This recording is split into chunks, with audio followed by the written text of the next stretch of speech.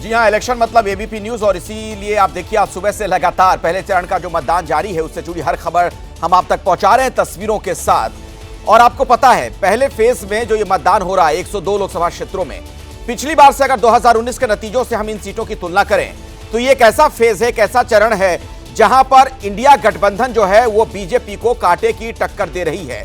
इसी पर मैं बातचीत करना चाहूंगा। मेरे साथ कई खास मेहमान भी स्टूडियो में मौजूद हैं। प्रदीप जी, आपसे मैं शुरुआत करना चाहूंगा, आप कैसे देख रहे हैं आज का जो मतदान है, किस लिहाज से महत्वपूर्ण आपको नजर आता है?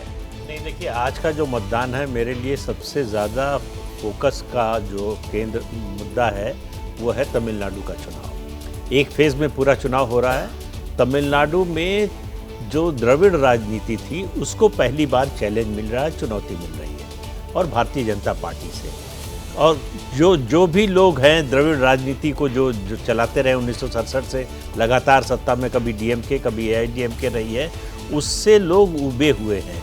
लेकिन भारतीय जनता पार्टी उतनी बड़ी ताकत के रूप में उभर नहीं पाई है कि वो उनको रिप्लेस कर सके। तो मैं मानता हूं कि ये नंबर 1 का आमतौर पर चुनाव होता है कि नंबर 1 कौन आएगा किसी राज्य में या फिर केंद्र में।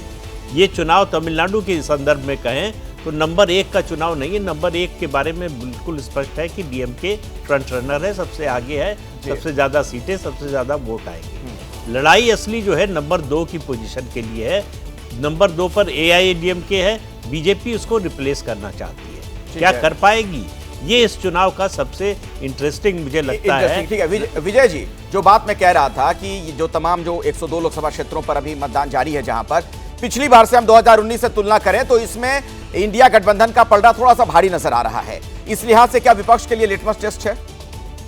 बिल्कुल, विपक्ष का यानी कांग्रेस के अलावा, क्योंकि 102 में से 14 सीटें कांग्रेस के पास है, बाकी विपक्ष के पास है, और वो ज़्यादातर सीटें उनके कब्जे वाली है। जैसे अभी प्रदीप जी ने भी जिक्र, खासतौर से 39 सीटें तमिलनाडु में अकेले है, और वो डीएमके का एक बड़ा गढ़ है। तो वहाँ पर वो बनाए रखते हैं, कितना माहौल बनाती है और क्या कांग्रेस उसमें मदद करती है। और जो बेसिक सवाल है, मैं फिर इस बात से सहमत हूँ प्रदीप जी की कि ये इलेक्शन जो खासतौर से फर्स्ट पेज है उसमें तमिलनाडु बहुत बड़ी भूमिका में, करीब करीब आधी सीटें हो जाती है वहाँ पर।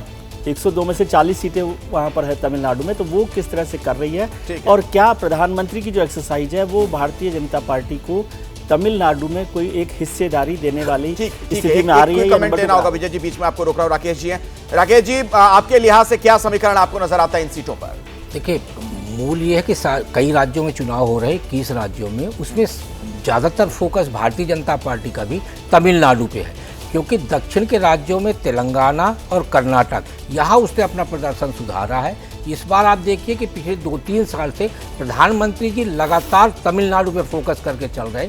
मुझे लगता है कि इस बार 1998-99 की तरह ही भारतीय जनता पार्टी खाता खोल सकती है, और कोयम्बटूर जो क्षेत्र है वहाँ भारतीय जनता पार्टी की स्थितियों में लगातार सुधार हुआ है। 14 में 31%, 19 में 33%। यदि 3 से 4% वोट भी बढ़ गए तो भारतीय जनता पार्टी की जीत निश्चित हो जाए। चलिए, मैं आप लोगों के पास आगे भी आऊंगा। आज की बड़ी खबर पर लगातार हमारी नजर बनी हुई है। पहले चरण का मतदान जारी है, इससे जुड़ी हर खबर तस्वीर के साथ आगे भी आप तक हम पहुंचाते रहेंगे। आप जुड़े रहिए हमारे साथ, देखते रहिए एबीपी न्यूज।